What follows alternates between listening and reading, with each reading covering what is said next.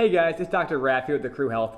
I was just eating lunch with my fiance and I couldn't help but notice how many people had horrible posture. I mean, it was terrible. We were eating lunch outside and people were just hunched forward, and they weren't hunched forward and eating, they were literally sitting like this.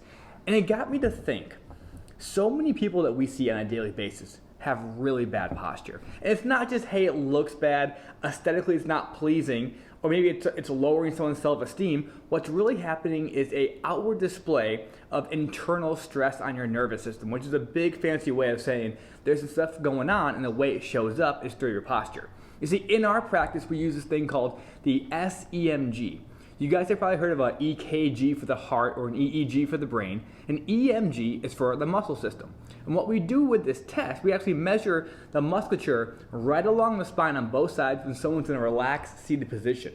And by looking at that, we can see how they're reacting. We understand that the muscular system is a responsiveness to the nervous system in general. So the tie-in between stress on the spinal cord, stress on the spinal nerves, and the way they display and show up in tight or tense muscles have a huge role to play when it comes to posture.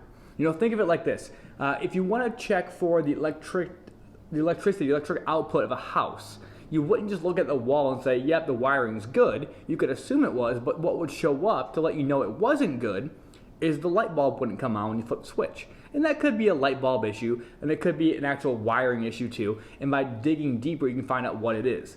The SEMG allows us to do just that, to dig deeper, to find out what's happening in your body, in your nervous system, and in the resulting muscular system too. See, think of it like this.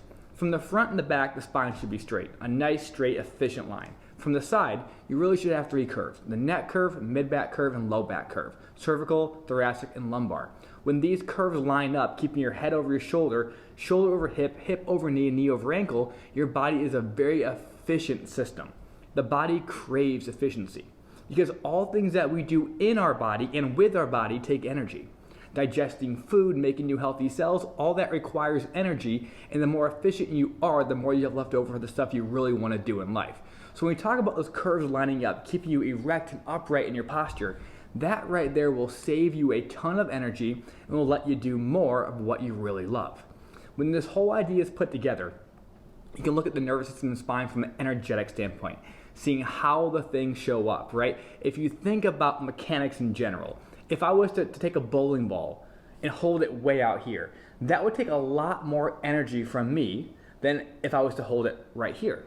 That same concept can be applied to your head primarily, but your body in general. The farther forward that head comes in that posture, the more stress, the more wear and tear, and the more pressure, and the more energy it takes to maintain an upright position.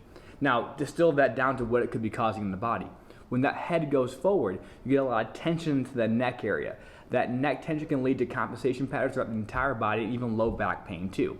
But if you dig even deeper than just pain, because pain is only a warning sign, and look at what is actually being affected at that upper neck area with that tension up there from a neurological standpoint. We're talking brainstem level, we're talking the vagus nerve, we're talking all the fluctuations and hormones in the body, we're talking about sleep patterns and breathing rates, all these things that go up and down. Your thermostat per se is all regulated way up there, and that can play a big role in your health going forward too from an autonomic standpoint. And you guys, whenever I say the word autonomic, just think automatic. That simple. Things that happen that run and regulate your body automatically. Thank God we have that working for us. And when it doesn't work for us, we see the effects, okay? So you guys, if you've ever had any concerns about posture, if you're in our practice already, you guys know you've done this. It's that SEMG test, looking at the muscular energetic output of the body from a nervous system standpoint to see how well your body's working.